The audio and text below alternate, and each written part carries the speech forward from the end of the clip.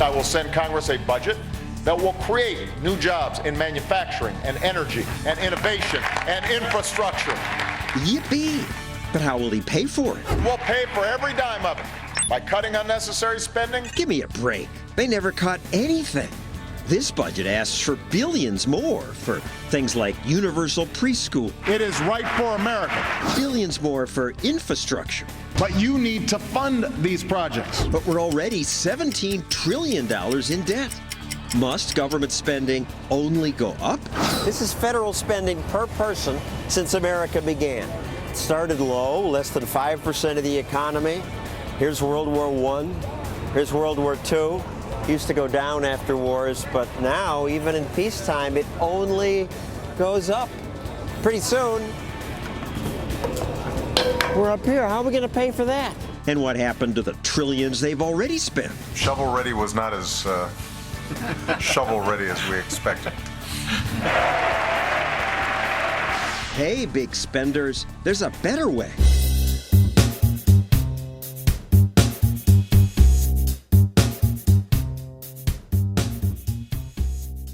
Another year, another new budget, another plan to increase spending, this time by $250 billion.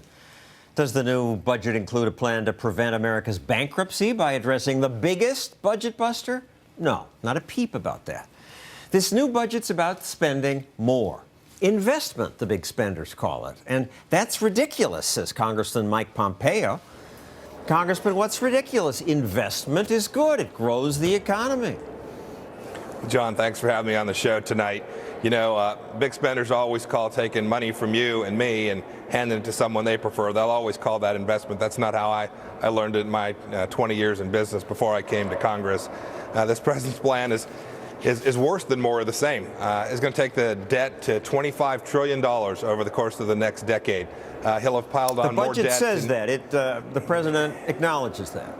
That's right. That's his plan. That's his intended outcome. Frankly, John, you and I know it'll end up worse, right? Not a single proposal about what the real risk for the Affordable Care Act is, how much money Obamacare will ultimately spend, not a peep about entitlement programs and how to tackle them.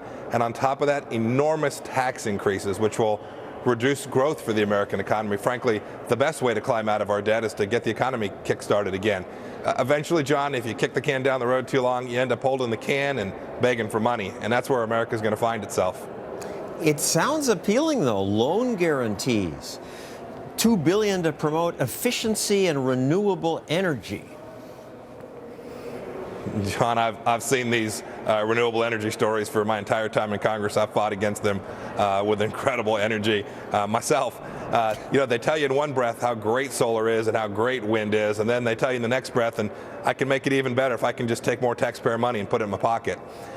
This isn't the way the American economy ought to work. We shouldn't be picking winners and losers, and most of this money will end up wasted with no benefit to the American people.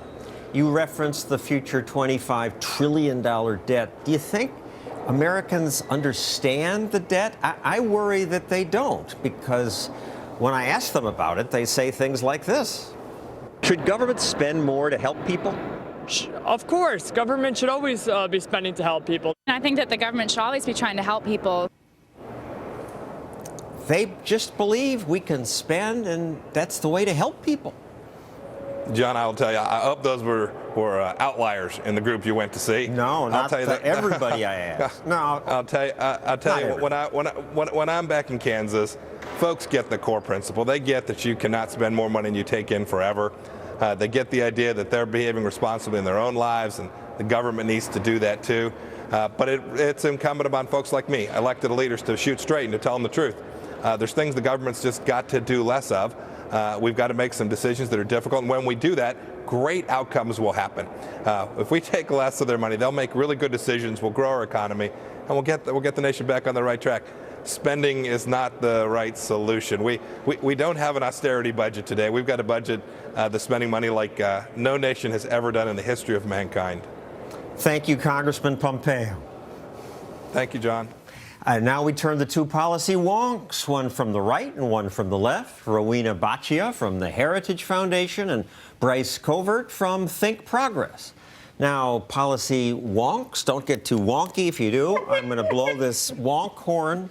But Bryce, I'll start with you because you disagree with me and the congressman. Well, how do we get it wrong?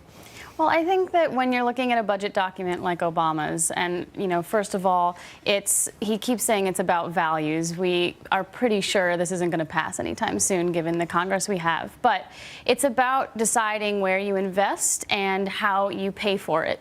And so it's not like he's deciding to do all this new spending and won't pay for any of it. A lot of it is paid for. He's with decided, higher taxes. With higher taxes. But it's also not just, a tax raise for everyone in the country or even all of our wealthy people. It's specifically targeted at, say, money that multinational corporations take overseas, and therefore they can avoid U.S. taxes. Assuming that'll work and they won't dodge it and it'll bring the money in. But what about the debt going up to $25 trillion? Doesn't that scare you?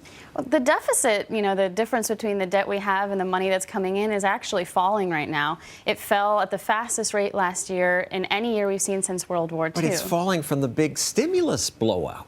Sure, we are coming back down from the stimulus, but another reason that it's falling is because the economy is getting better. Part of the reason that it got bigger during the recession is because people weren't paying as much in taxes because they weren't working. They needed more assistance from unemployment. Those things are getting better. Maybe not as fast as we want them to get better, but that really helps improve our fiscal situation. Romina, she calls this investment. It says we can pay for it with these new taxes.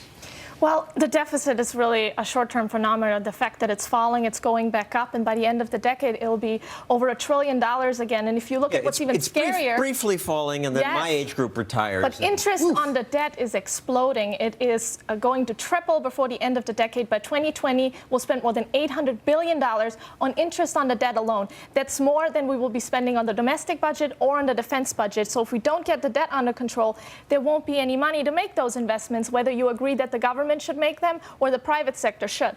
Your think tank came out with this iceberg chart which tries to sort of explain that. You see 17 trillion.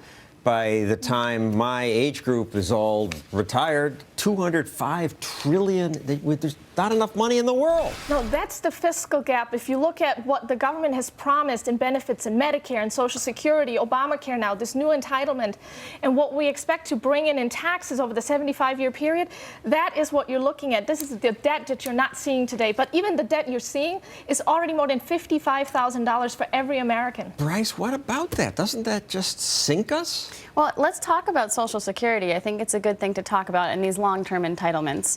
I think when you talk about Medicaid and Medicare, you have to talk about health care in this country. We pay too much for health care. There is a problem there. I would say that the Affordable Care Act is a step toward trying to reform that system and make it not cost as much. You may not agree, but I think that that's a health care problem. Social Security, on the other hand, there's actually a really easy fix to make it fiscally solvent for the next 75 years, and that's just to lift the cap on taxes that are paid. A lot of wealthy people actually are not going to end up paying taxes on their income into Social Security this year because there's a very low cap. If we lifted it, we'd be fiscally solvent. Tax the rich. That's it always. Tax and spend more. If you lift the cap, what you'll do... Look how rich they are. Yeah, but what you'll do, you'll bring in surplus revenue now, which the government will spend like it's done in the past.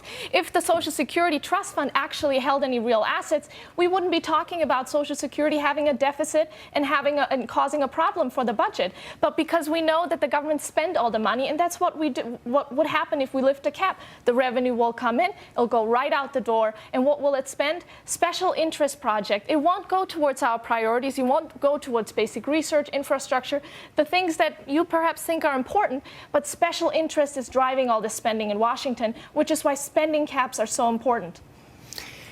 I'm skeptical of your think tank and some of your ideas about this because I look at what you guys have said in the past. The sequester was something that really, that's the reason the deficit went down, in addition to the fact that it was past this big blowout stimulus. Think progress on that. Economic havoc and suffering will ensue if they allow the cuts to go into effect. They went into effect. I didn't see the chaos and suffering. As many as 600,000 children and pregnant women could lose access to food and health care. Give me a break. Actually, there was quite a lot of suffering. It may not have been quite as bad as we thought. A lot of government agencies were able to find short-term ways to blunt that blow that we were all expecting. But a lot of kids were kicked out of Head Start, and talked to their parents about what they did with their children when they were trying to get to work. You know, I talked to domestic violence shelters who had to shut their doors and couldn't help women. A lot of it impacted low-income people, and I think that that doesn't make as much How come we news. didn't see it on the news? The reporters are all with you. You'd think they would have pointed this stuff out. Local news definitely covered it, but I think it wasn't a national story because it didn't impact necessarily everyone. You know, it's people who rely on Head Start. It's a not smaller that the number. dependence on government is exaggerated? I think that it wasn't necessarily exaggerated. It was a different projection, and then we saw some real pain hit. And also, we haven't actually changed all that pain. We cut ourselves into this hole where we were starving a lot of programs, long-term things like scientific research. A lot of people had to shut down those programs during sequestration, and they're actually not getting enough relief. They're going to continue suffering this year. $3.5 trillion isn't enough? We're not giving it to these long-term priorities. I mean, we have to make decisions, right, about where we spend and where we invest. We rarely seem to. Ramina, I'm monopolized. Yeah, I think that the spending caps are working. First of all, let's talk about how small they are. They trim about 2.5% off of spending. Very some of the small. sequester is still left. Yeah, they're very small. And if we're talking about Head Start, the Obama administration put out a study just recently that showed that the program, despite billions of dollars in taxpayer dollars spent on it, had almost no cognitive effect on those children. So it sounds like a good program, but are we really helping those children? Or are we just increasing the burden of government? And all that spending and the higher debt, that drags down the economy, and less growth means fewer opportunities, which hurts low-income Americans the most. We need pro-growth policies that help everyone get jobs and get a true raise. Now, let's talk about the deficit. That's the big one. You both acknowledge that. Politicians have promised to fix this forever.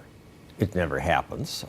Romina sent us the Heritage Foundation video, which includes clips like this one from the Senate Majority Leader from 15 years ago.